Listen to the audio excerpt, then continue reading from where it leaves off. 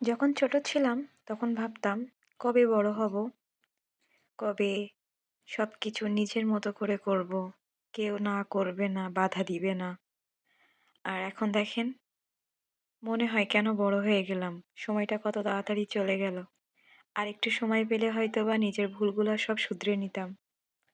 নিজের ভুলগুলা গুছিয়ে নেওয়ার চেষ্টা করতাম। কত ভালো ছিলাম ছোটবেলায়। কোনো টেনশন ছিল না, শুধু ছিল পড়ালেখা। বন্ধুদের সাথে আড্ডা দেওয়া, পিকনিক করা। আর ছোটবেলায় কিন্তু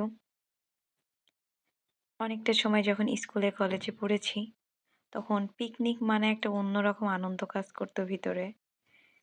ঈদের আগের দিনে যেমন আনন্দ ছিল, ঠিক পিকনিকের আগের দিনের মতোই আনন্দ করতাম। স্কুল কলেজে যে হাতে মেহেদি দেওয়া, কোন ফ্রেন্ড কোন ড্রেসটা পরবে, কি জুয়েলারি ক্যারি করবে, কি ব্যাগ নিবে, কি নাস্তা নিবে, সেইগুলা নিয়ে সব সময়ের জন্য আলোচনা করা, একটা ভিতরে খুব আনন্দ কাজ করা। আর বাসের ভিতরে ছিট যতই থাক, ছিট রেখে কিন্তু নাচানাচি করা, গান গাওয়া, আড্ডা দেওয়া, এগুলা অনেক বেশি মিস করি।